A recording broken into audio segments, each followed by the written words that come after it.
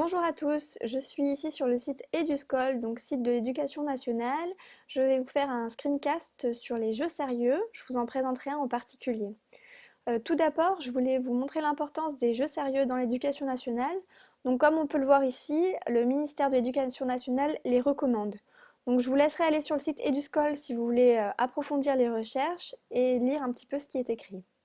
Ce qui m'intéresse, c'est qu'en fait, on nous donne des exemples. Donc en cliquant sur ces liens, vous pouvez tomber sur une liste de jeux sérieux dans le domaine de l'économie et de la gestion. Et ça vous permet de vous donner des idées sur quels jeux sérieux vous pourriez faire en tant que professeur en classe.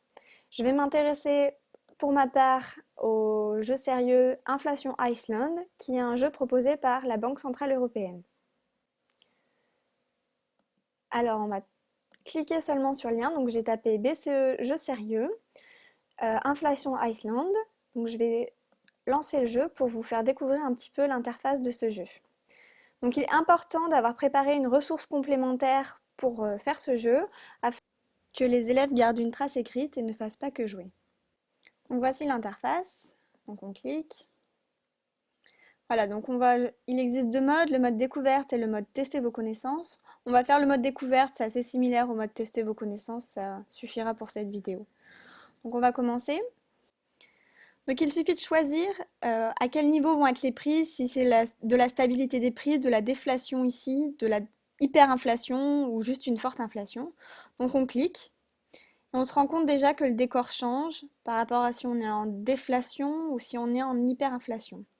En fait, dans le décor, on retrouve différents acteurs. Donc ça va du centre commercial, au quartier des affaires, on a le ministère des Finances, le campus, etc. Et on va s'intéresser en fait aux acteurs qui sont à l'intérieur pour se rendre compte de l'impact de la stabilité des prix ou hausse des prix sur les acteurs. Donc il suffit par exemple pour cette étudiante sur le campus de cliquer sur le point d'exclamation pour se rendre compte de ce qu'elle pense. Donc ici c'est que les temps sont durs, etc. Alors qu'en stabilité des prix, le décor change et le ressenti de la jeune fille aussi. Voilà, on clique sur le point d'exclamation et là elle nous dit qu'elle est heureuse. L'objectif est que l'élève parcourt les différents quartiers des affaires, centres commerciaux et les différents acteurs pour se rendre compte à chaque fois de l'impact de la stabilité des prix sur l'économie, sur les acteurs, etc. Donc c'est à l'élève de découvrir ce qu'il se passe à chaque fois suivant là où il va positionner son curseur. Il peut aussi se rendre au cinéma pour se rendre compte que les situations sont réelles, qu'elles ont existé. Donc par exemple une situation d'hyperinflation en Allemagne, donc on a les dates 1922-1923. On a des petites vidéos, on clique et puis ici il y a une petite description et on a aussi des photos pareil avec des descriptions. Donc ce jeu est intéressant à la fois pour des élèves de terminale STMG sur le thème de l'inflation, mais aussi pour des élèves de sciences économiques et sociales sur le thème toujours de l'inflation, de la déflation, de la stabilité des prix, de la banque centrale, etc.